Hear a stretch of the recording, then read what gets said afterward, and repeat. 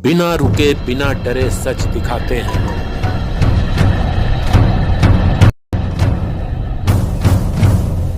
सच का जज्बा लिए आगे बढ़ते हैं हम।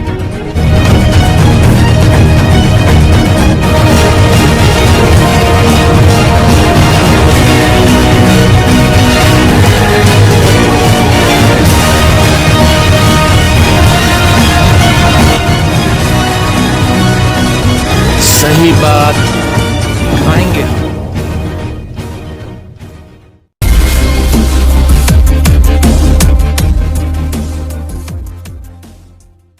आज इन्होंने नगर निगम के कर्मचारियों को सम्मानित भी करा। इनसे बात करना चाहेंगे, जैसा कि आपने जो करा है आज नगर निगम के कर्मचारियों को सम्मानित करा, उसके बारे में हमें बताइए।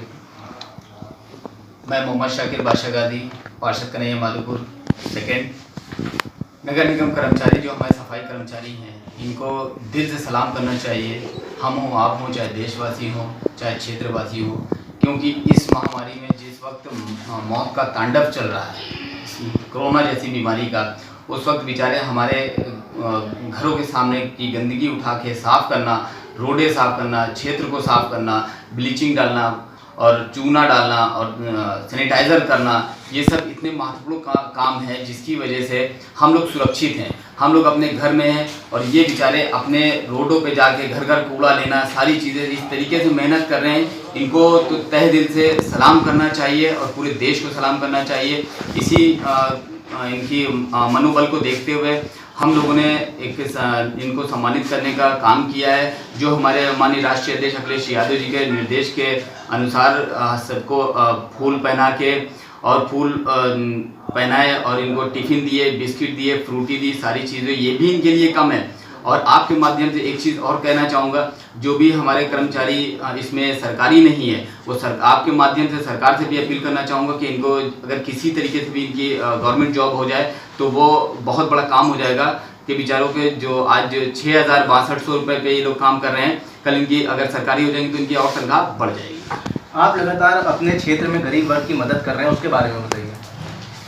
अब ये तो हमारे किसी का भी धर्म हो, इंसानियत का धर्म सबसे बड़ा होता है। अल्लाह ने, भगवान ने हमको दिया है, इसलिए मैं लगातार मदद कर रहा हूँ। न सरकार से कोई मदद मिली है मुझे अभी तक, न किसी जो विधायक रहा हो या पूर्व विधायक रहा हो, किसी ने कोई मदद अभी तक नहीं की है। जो अपने हाथ से हो रहा है, आटा, दाल, चावल, तेल, सभी चीज़ की घर घर पहुँचा रहे हैं। लगातार 180 packet, 200 packet, 150 packet, 121 packet, 100 packet, 90 packet, जिस तरीके से हो रहा है घर घर पहुँचाने का काम कर रहा हूँ और लोगों को गैस का, दूध का, हर तरीके से मदद कर रहा हूँ। और आपने अभी जैसा कि राशन कार्ड बनाने की जो मुहिम थी, उसमें अब तक कितने राशन कार्ड अपने वार्ड से बनवा दिए? देखिए, राशन कार्ड, जहाँ तक राशन कार्ड का सवाल है, तो सबसे पहले राशन कार्ड का मुद्दा हमने ही उठाया, क्योंकि जो लोग हैं, अब लॉकडाउन का तो पता नहीं हो सकता है कि जो बीमारी चल रही है, अगर बीमारी बढ़ी तो लॉकडाउन बढ़ सकता है, तो बढ़ सकता है। उसके बाद लोग कहाँ तक इनकी मदद करेंगे? ऊपर वाले ने जितना दिया, हर आदमी उस तरीके से मदद करेगा। तो कम से कम इनका राशन कार्ड अगर बन जाएगा तो अब ये गल्ला दुकान से उठा सकते हैं। और राशन कम से कम मैंने 200 के समथिंग राशन कार्ड तैयार कर रखे हैं और करीब 80-90 राशन कार्ड, 100 के आसपास हमारे जो है राशन कार्ड तैयार हो गए हैं। उनको भी राशन 1 तारीख से मिलना शुरू हो जाएगा, जो कि ARO से हमारी बात हो गई है। और बाकी के हमारी टेबल पर से ये भी लिस्ट तैयार हो गई, ये भी वहाँ चले जाएंगे। कुछ लोग जैसे कि हमने सुना है कि 200-200 रुपए लेके राशन कार्ड बना रहे हैं, तो उस पर क्या कहेंगे आप? देखिए, ये जो ये काम कर रहे हैं, ये तो फर्जी है। 200 रुपये जो लेके काम कर रहे हैं वो फर्जी, एक पकड़े भी गए थे। ठीक, अगर इस महामारी में अगर 200 किसी की मदद नहीं कर सकते तो कम से कम किसी के साथ विश्वासघात भी ना करो। 200 रुपये लेके तुम कितने दिन अपने जीवन को पाल सकते हो, अपने बच्चों को पाल सकते हो, ये बताओ। आप जांच पड़ताल करवाएं तो मरी माता पे मैंने सुना है जैसे 200-200 रुपए लेके राशन कार्ड लोग बना रहे हैं। अगर ऐसा कोई भी बंदा पकड़ में आ जाए, उसके खिलाफ सख्त से सख्त कार्रवाई होनी चाहिए और उसको मैं शासन से इस चीज़ की अपील भी करूँगा कि उसको जेल भेजा जाए। काफ़ी जो गरीब वर्ग था उसमें ये सामने आया कि हाँ, हम परेशान हैं, हमें राशन नहीं पहुँच रहा है, लेकिन उसके बाद मदद पहुँची। उसके बाद भी अभी तक फ़ोन आ रहे हैं, इस पर आपका क्या कहना है? देखिए, ये तो बस अल्लाह ही रहम करे कि अल्लाह पाक सबके मदद अल्लाह की तरफ से हो। मैंने जिस वक्त आपने स्टोरी की थी कि मैंने उसमें देखा कि कुछ लोग राशन की अपील कर रहे हैं, तो उसमें जो अपील कर रहे हैं उसमें तो जो विपक्ष के हैं वो भी हमारे भाई हैं, वो भी हमारी बहन है, ठीक है। अब उनकी सोच क्या है ये तो हम नहीं बता सकते, लेकिन जब मैंने आपकी स्टोरी देखी, मैंने घर घर में गया, उससे पहले भी गया और उसके बाद भी गया, मैंने वहाँ पे जब देखा तो 7 घर मुझे मिले जिनके घर में राशन नहीं था। 7 घर में 3 घरों में 200 रुपये की नगद मदद की मैंने। उसके बाद शाम को हमारे एक वकील भाई हैं जो मस्जिद के जिम्मेदार हैं, बहुत अच्छे व्यक्ति हैं, उनके माध्यम से मैं साथ में जाके मैंने 7 पैकेट उन घर में भिजवाए। और लगभग अभी हमारी कुछ बहनें आई थी जिनके यहाँ तेल खत्म हो गया था, मैंने नाम नहीं लूँगा, लगातार उनके यहाँ तेल भी मैंने भिजवाया। और वहाँ पे कुछ लोगों का दूध खत्म हो गया था, उनको दूध भिजवाया। आज वहीं से एक व्यक्ति आता है, बोला दवा का पैसा नहीं, मैंने कहा फला जी के चले जाओ वहाँ से दवा ले लो।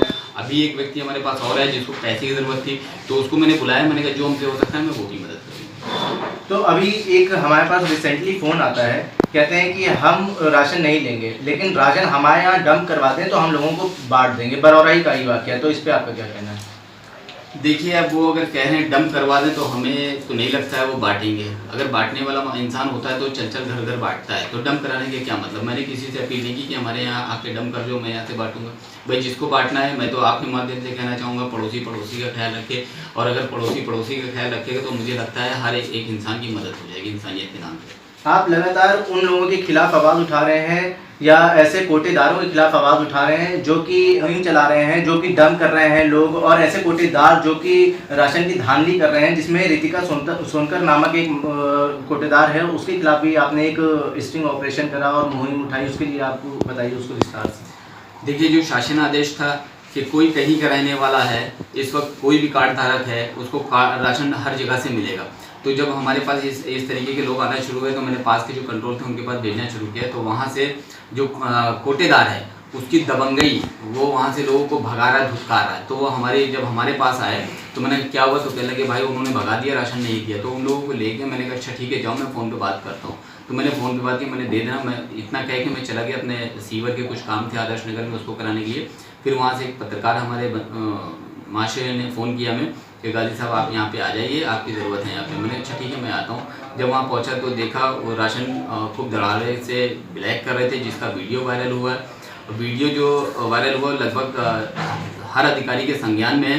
अभी तक उस पर कोई कार्रवाई हुई या नहीं हुई, किसी अधिकारी ने कोई चुप्पी नहीं तोड़ी है, जिससे हम लोगों को पता चले कि राशन ब्लैक जो कर रही थी उसके खिलाफ क्या कार्रवाई हुई।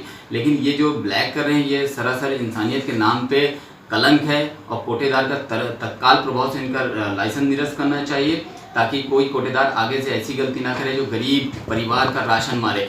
एक दाना जो होता है गेहूं का, अगर उसकी चोरी तो आप ये जान लो जब मर के जाओगे तो उसको ऊपर जाके भरपाई कहाँ से करोगे। ये सस्पेंस है, इसके लिए बहुत ज़्यादा कुछ नहीं कहूँगा, बट इतना ज़रूर कहूँगा इंशाल्लाह अल्लाह ने चाहा जो मेरी तरफ से होगा मैं घर घर पहुँचाने का काम करूँगा। और जो अफ्तारी से रिलेटेड है, शहरी से रिलेटेड है, ये सारी चीज़ों का मैं व्यवस्था उनके घर तक पहुँचाऊँगा। ओके। महीना है, अल्लाह पाक से दुआ भी करें कि ये महामारी जैसी जो कोरोना जैसी बीमारी है ये भी दूर हो जाए, इस दुनिया से ही दूर हो जाए।